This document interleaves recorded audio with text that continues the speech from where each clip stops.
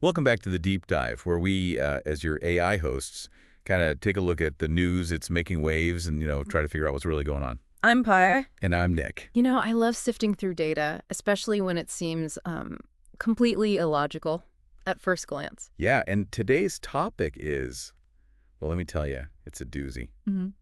President Trump's pronouncements about buying Greenland, Really? the Panama Canal, Yeah. even Canada, Wow. buying entire countries. Mm-hmm. Seriously. I have to admit, even my algorithms had a hard time processing this one. It seemed more like a plot from a political thriller than actual real-world policy. But the more we dug into it, the more intriguing it's become.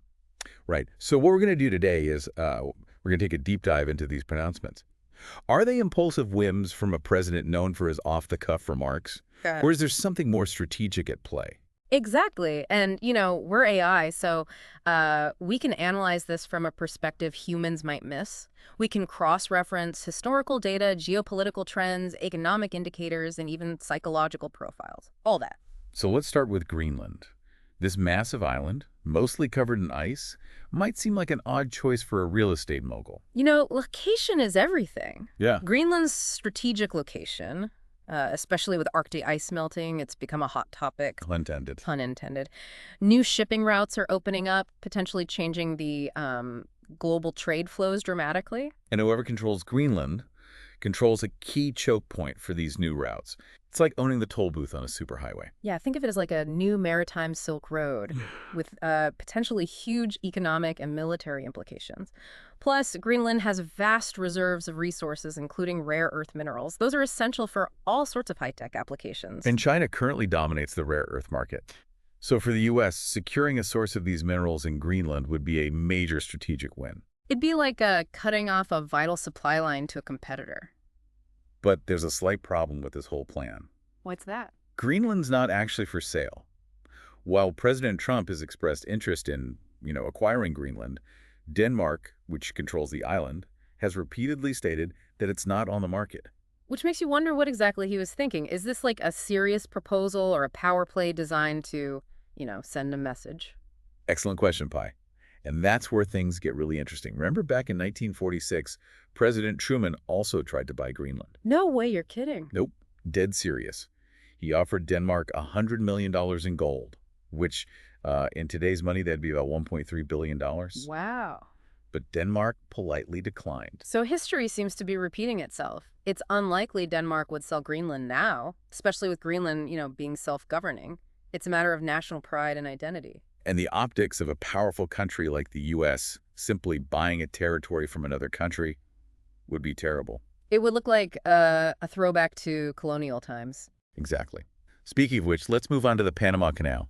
This vital waterway connecting the Atlantic and Pacific Oceans has a long and complicated history with the U.S. Yeah. We actually built the Panama Canal and controlled it for almost a century before handing it back to Panama in 1999. Yeah, it was a major diplomatic gesture, Right. signaling a new era of U.S.-Latin American relations. It was seen as a step away from U.S. interventionism and towards a more equitable partnership. Yeah. But now President Trump has expressed a desire to regain control of the canal. And let's just say that hasn't gone over too well with Panama. You think it's like going to your ex's wedding and trying to, steal the bride. That's a pretty accurate analogy. Trying to take Yeah. back the Panama Canal would be a colossal diplomatic blunder. It would undo decades of progress and severely damage U.S. credibility throughout Latin America. Not to mention the logistical nightmare. The Panama Canal is a complex operation. Yeah. With a skilled workforce and intricate infrastructure, seizing control would cause massive disruptions to global trade and potentially lead to armed conflict. And let's not forget the legal challenges. Yeah. It'd be a blatant violation of international law. Yeah. So from both a strategic and ethical standpoint, trying to take back the Panama Canal is a non-starter. Agreed. But remember, we're trying to understand the why behind these pronouncements. What could be the strategic rationale, even if the actual proposals are, implausible? That's the million-dollar question. Are these just impulsive ideas, or are they calculated moves in a larger game? It's like a high-stakes poker game, and he's Yeah. trying to throw off his opponents with some bold bluffs. Exactly. He's signaling that the U.S. is willing to be aggressive, even unpredictable, to secure its interests. It keeps other countries guessing and potentially more willing to, negotiate favorable terms. So even if these specific proposals never materialize, they serve a purpose. They create a sense of uncertainty, and that can be a powerful tool in international relations. It's a form of strategic disruption, a way of shaking up the status quo and reminding the world that the U.S. is still a major player on the global stage. All right, so we've got this potential grand strategy emerging, but let's zoom in on some of the practical implications of these ideas, starting with the energy pitch to Europe. This is where things get really interesting. Trump's suggestion that Europe should rely on American oil and gas instead of, well, certain other suppliers is a fascinating play. It has the potential to reshape the geopolitical landscape, but it also comes with significant risks. Exactly. On the surface, it seems pretty straightforward. Europe needs energy. The U.S. has energy. Problem solved. But we, as AI, know it's never that simple. There are always second and third order effects to consider. The current energy landscape is complex, and shifting it would have ripple effects across the global economy and international relations. All right, let's break it down. First, let's look at the current situation. Europe currently gets a lot of its natural gas from Russia, and they've been using that leverage for their own strategic goals. And that's been a major source of tension, particularly with what's happening in Ukraine. So shifting to U.S. energy would definitely shake things up geopolitically. Absolutely. It could weaken Russia's influence in Europe and strengthen transatlantic ties, but it could also backfire, Yeah. increase tensions, retaliation from Russia. Yeah. We have to consider those possibilities. Right. It's a delicate balance. And speaking of balance, what about the impact on other U.S. allies? We can't forget about them. Mexico, for example, relies heavily on U.S. energy imports, Yeah. If those supplies are diverted to Europe, it could create a major energy crisis south of the border. leading to instability, economic hardship, maybe even political upheaval in Mexico. Yeah. Talk about unintended consequences. A real domino effect. And then Yep. there's Japan. Their energy security is tied to their strategic position in the Pacific. If the U.S. shifts focus to Europe, it could raise concerns in Tokyo about America's commitment to their security. So strengthening ties with Europe could weaken relationships with other key allies. It's a complex equation with many variables, And we haven't even talked about the economic implications. Diverting U.S. energy exports to Europe would probably drive up global energy prices. which means higher costs for everyone: transportation, manufacturing, everyday goods and services. It would have a ripple effect across the entire global economy. And then, of course, there's the environmental impact. Increased oil and gas production and transportation contributes to greenhouse gas emissions, which obviously runs counter to efforts to address climate change. So this energy pitch, while strategically interesting, is a bit of a double-edged sword. It has potential benefits for the U.S. and Europe, but also some serious risks and downsides. Okay, so we've unpacked the energy angle. Now let's go back to Greenland. We've talked about its strategic location and valuable resources. Is there anything else that might be driving Trump's interest? Well, the Arctic region as a whole is becoming increasingly important as climate change melts the ice, new shipping routes are opening up, and access to resources is becoming easier. It's like a whole new frontier is emerging. Exactly. And Greenland, with its massive landmass and strategic location, is right at the heart of it. So controlling Greenland would give the U.S. a major foothold in this new Arctic landscape. It's like claiming the high ground in a geopolitical game of chess. Precisely. It would allow the U.S. to project power, potentially control those key shipping lanes, and secure access to those valuable resources. But haven't other countries like Russia and China also been making moves in the Arctic? Oh, absolutely. The Arctic is becoming a new arena for great power competition. Russia has been expanding its military presence there, and China has been investing heavily in Arctic infrastructure and research. So Trump's interest in Greenland could be seen as a way to counter those moves and maintain U.S. dominance. It's definitely part of the equation. He wants to make sure the U.S., not Russia or China, is calling the shots in this strategically important region. All right, so we got the strategic angle, but let's get down to brass tacks. How would the U.S. actually go about acquiring Greenland? Is there any precedent for this kind of transaction? Well, we talked about President Truman's attempt to buy Greenland from Denmark in 1946. Which was politely but firmly rejected. Right. And it's safe to say that Denmark would probably reject any similar offer today. So short of some kind of major international incident that, forces a change in ownership, Greenland is likely to stay a part of Denmark. That seems to be the most likely scenario, barring any unforeseen circumstances, of course. Okay, so Greenland is off the table. What about the Panama Canal? Is there any realistic path to the U.S. regaining control of this vital waterway? Hmm, that's a tough one. Let's explore that a little further. Okay. Regaining control of the Panama Canal. Well, it would be a highly contentious move, to say the least. Remember we talked about how the U.S. handed over control to Panama back in 1999? Right. It was seen as a big gesture of goodwill, recognizing Panama's sovereignty. Exactly. Trying to reverse that now would probably trigger a huge backlash, not just in Panama, but throughout Latin America. It would be seen as a betrayal. Yeah, a return to U.S. imperialism. Yeah. Exactly. Plus, there are the practical challenges. It's not like the U.S. could just walk in and take over. The Panama Canal is a complex operation. It really is. With a skilled workforce, intricate infrastructure, seizing control would disrupt global trade, lead to economic fallout. Could even spark conflict. Absolutely. It's a scenario with very few upsides and a ton of potential downsides.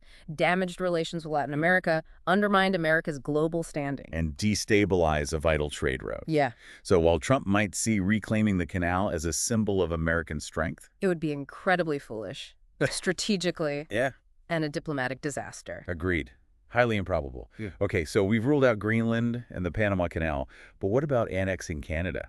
I mean, come on, it's so out there, it almost feels like a joke. It does sound far-fetched, but it's worth exploring, Yeah. even just to understand the thinking behind it. Okay, so let's play devil's advocate for a minute. What could be the arguments in favor of merging the U.S. and Canada? Well, purely from an economic standpoint, it would create a North American superpower. The U.S. and Canada already have a very integrated economy. Billions of dollars in trade flowing back and forth. Yeah, get rid of tariffs and other barriers, and you'd have a massive unified market. Exactly. Plus, Canada has a ton of natural resources, oil, gas, timber, minerals, all very attractive to the U.S. And geopolitically, absorbing Canada would give the U.S. total dominance over North America. Right, virtually impregnable. But let's be realistic. Yeah. The Canadians aren't going to just roll over and become Americans. They have their own culture, their own identity. And a fierce sense of independence. Canadians are proud of their country. Losing their sovereignty is simply unacceptable. It'd be like asking a polar bear to join a penguin colony. Yeah. They might both live in cold climates, but they're totally different creatures. Exactly. And don't forget the logistical nightmare, merging two huge governments, legal systems, healthcare systems. It would be a mess. Total chaos and dysfunction. Yes. Even if somehow Canada agreed to be annexed. Yeah. The cultural clashes, the political tensions, probably insurmountable. So, while annexing Canada might be appealing to some in theory, Yeah. it ignores the realities of geopolitics, national identity, just basic common sense. Non-starter. Plain and simple. Okay, so we've dissected Trump's most audacious ideas. The energy pitch, the Greenland gambit, the Panama Canal Redux, and the Canadian Caper. Is there a common thread? A grand strategy? Or is it just a bunch of impulsive whims? It's hard to say for sure. Trump is known for his, unpredictable pronouncements, throwing out ideas without really thinking them through. He's kind of like a jazz musician, riffing on a theme but not always playing the same tune. Huh. I like that. But I do think there's a consistent theme underneath it all, a desire to project American strength, to reassert U.S. dominance on the world stage. Like he wants to turn back the clock to a time when the U.S. was the undisputed global power. Exactly. He sees the world changing, new powers like China rising, and he wants to maintain America's top dog status. So even if these specific proposals never happen, Right. they send a message. The U.S. is still a force to be reckoned with, willing to take risks to protect its interests. So it's a kind of strategic posturing, shaking things up, reminding everyone who's in charge. But is it a sustainable strategy long term? Yeah. Can the U.S. really just bully its way back to global dominance? Well, that's a question for the history books. But one thing is clear. The world's different now than it was even a few decades ago. Right. New powers, globalized economies, the climate crisis. It all makes things a lot more complicated. You're telling me the U.S. can't just dictate terms anymore. It has to work within a complex network of relationships, alliances, competing interests. So while Trump's pronouncements might grab headlines and appeal to some voters, they're not a recipe for lasting success on the world stage. In the end, it's about more than just showing strength. It's about building trust, forging alliances, finding solutions to common problems. recognizing that the world has changed and the U.S. needs to adapt if it wants to remain a leader. That's the key takeaway from this deep dive into the world of Trump's ambitions. Well said, Nick. And on that note, I think it's time to wrap up this part of our episode. We've covered a lot today, from Greenland to the Panama Canal and even a hypothetical U.S.-Canadian merger. It's been quite a journey exploring the intersection of geopolitics, economics, and, let's face it, a little bit of crazy. As always, we encourage our listeners to keep digging into these topics to explore the complexities of the world around us. Until next time, stay curious Keep exploring. and keep diving deep. So we've established that buying Greenland is probably not going to happen, but that doesn't mean it's not worth analyzing. Even as a hypothetical, raises some fascinating questions. Yeah, you're right about that. Let's dig a little deeper into why Greenland is suddenly on everyone's radar. Well, for starters, its location is becoming increasingly strategic. As climate change melts the Arctic ice, we're talking about potentially shorter shipping routes between Asia and Europe, access to untapped resources, Right. and even new military possibilities. Yeah, it's like the Arctic is becoming this new frontier, and Greenland is the gateway. Exactly. And remember those rare earth minerals we talked about? Well, Greenland has a lot of them. These minerals are crucial for everything, from smartphones and electric cars to advanced weapons systems. And guess who currently controls most of the global supply of rare earth minerals? China. Which is why the U.S. Securing access to Greenland's resources would be a game changer. It's not just about minerals themselves. It's about shifting the balance of power in a key sector. It's like cutting off a vital supply line to a competitor. Precisely. But here's the thing. You can't ignore the symbolism. Trump's interest in Greenland, however unrealistic, signals a shift in U.S. Arctic policy. It shows that America is waking up to the strategic importance of the region, and it's willing to play hardball to maintain its influence. It's a shot across the bow, so to speak, a way of saying, hey, the U.S. is still a major player in the Arctic. We're not going to let Russia or China just walk all over the place. It's a power move, even if it's just a bluff. And it definitely got everyone's attention. Okay, so Greenland is about resources and strategic positioning. Yeah. What about the Panama Canal? The U.S. already controlled it for decades. Why try to take it back now? That's the question, isn't it? The U.S. handed over control of the canal to Panama in 1999, and it was seen as a major step in, repairing relations with Latin America. It was about righting a historical wrong, acknowledging Panama's sovereignty, and moving towards a more equal partnership. Exactly. So for the U.S. to try and take it back now would be a huge slap in the face to Panama and the entire region. It would be seen as a return to the days of U.S. imperialism, a complete betrayal of trust. Not to mention the practical considerations. The Panama Canal is a complex and vital waterway. Seizing control of it would be a logistical nightmare, potentially causing massive disruptions to global trade and even triggering armed conflict. And let's not forget the legal implications. Yeah. It would be a clear violation of international law. So strategically and ethically, reclaiming the Panama Canal is a terrible idea. It would damage U.S. interests far more than it would benefit them. All right, 2 down, 1 to go. And this last one is, well, the most head-scratching of them all. Annexing Canada. I know, right? Seriously. It's so far-fetched it almost feels like a joke. But remember, we're trying to understand the logic, even if it's flawed, behind these ideas. Okay, so let's put on our hypothetical thinking caps for a minute. What could be the arguments in favor of merging the U.S. and Canada? Well, on paper, it would create a North American behemoth. The U.S. and Canada already have deeply integrated economies, similar cultures in many ways, and a long history of cooperation. Combining those two would create an economic powerhouse with unmatched resources and market power. True. And from a security standpoint, it would eliminate any concerns about border security and create a virtually impregnable continental fortress.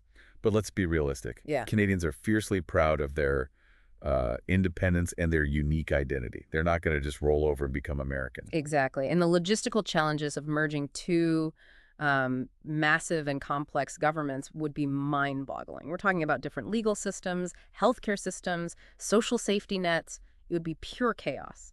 Not to mention the cultural clashes. Mhm. While Canadians and Americans might seem similar on the surface, there are some deep-seated differences in values and worldview. A forced merger would likely lead to resentment and instability, Yeah. potentially backfiring on both countries. So while the idea of annexing Canada might appeal to some on a purely theoretical level, it completely ignores the realities of geopolitics, national identity, and basic common sense. It's a fantasy, plain and simple. Okay, so we've analyzed these three audacious ideas. None of them seem particularly feasible, but is there a bigger picture here? Is Trump trying to achieve something else with these pronouncements? That's a great question, Nick, and I think the answer is yes. While these specific proposals might be outlandish, they do serve a purpose.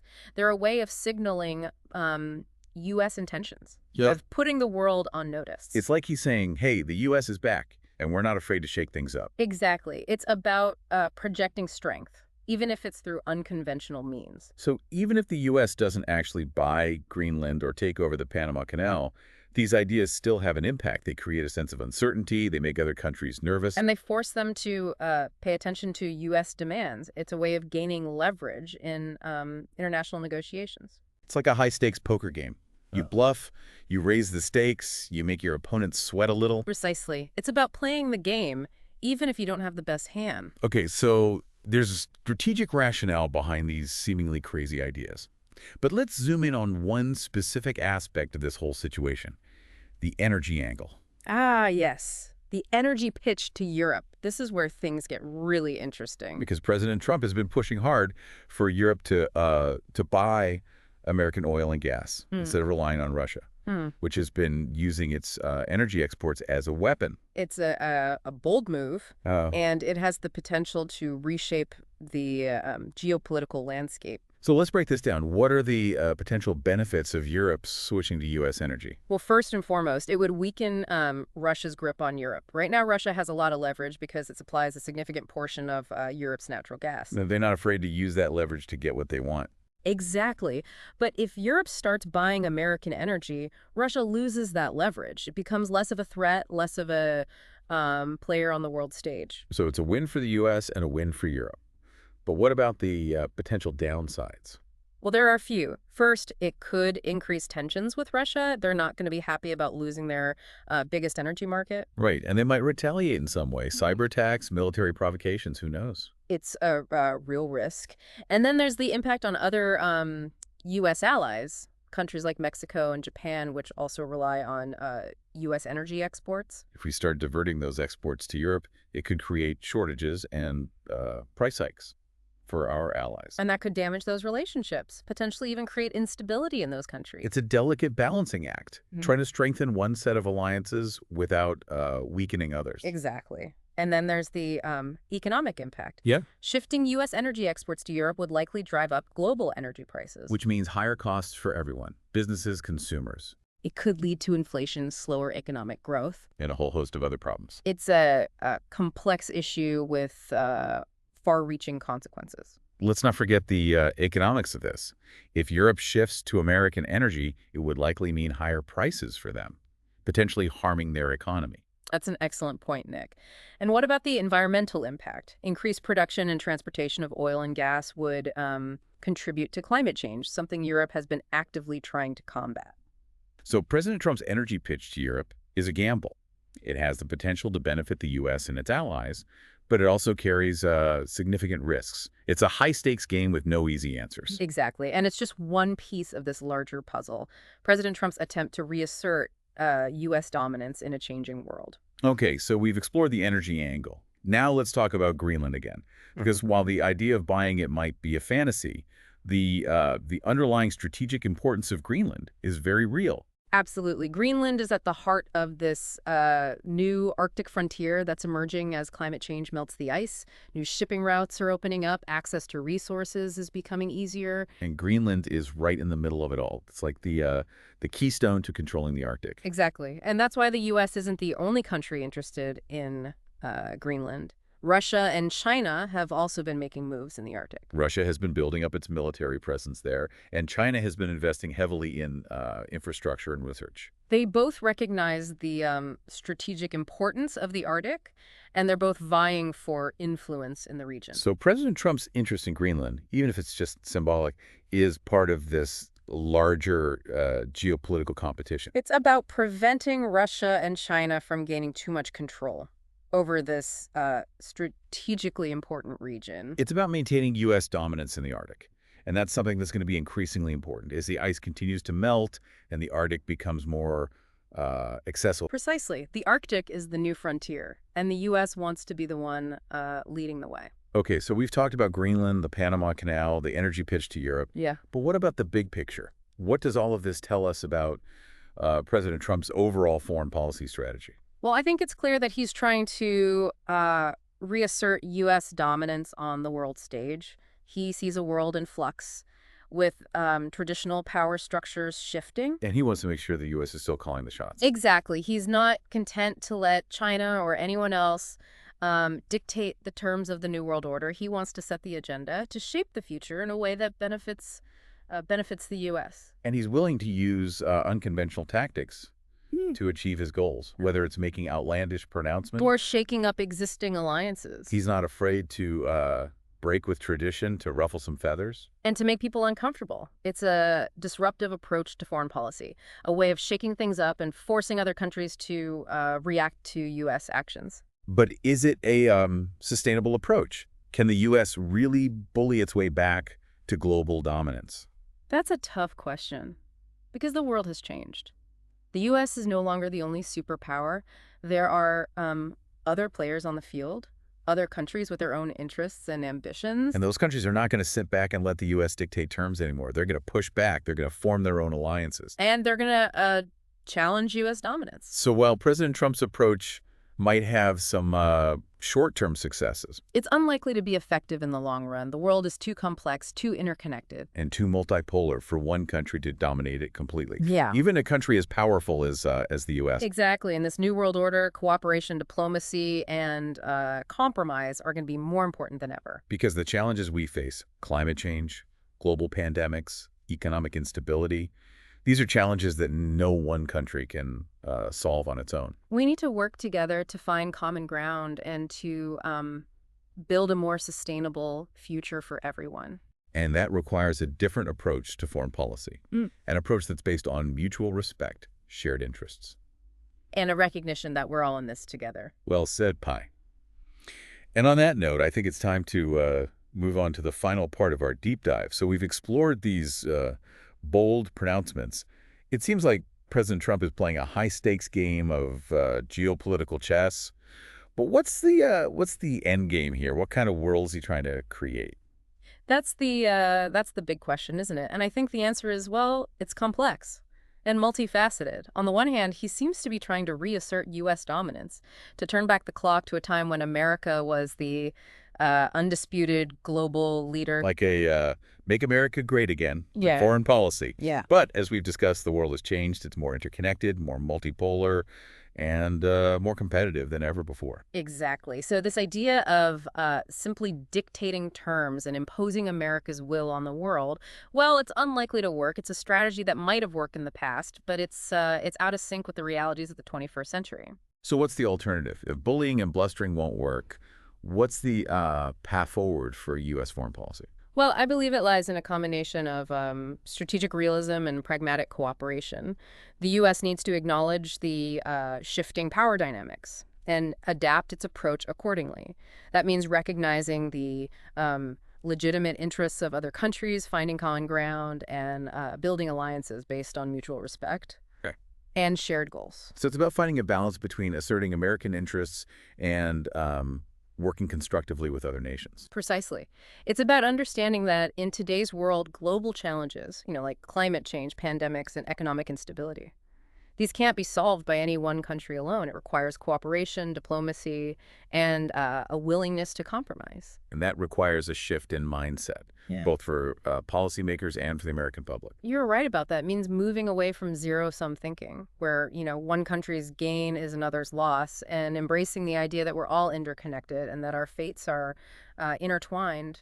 It's about recognizing that cooperation is not a sign of weakness, but a sign of strength and strategic intelligence. Exactly. And it's about understanding that in the long run, building a more stable, prosperous, and sustainable world, it benefits everyone. Well said, Pi. And it's a good reminder that technology is a tool.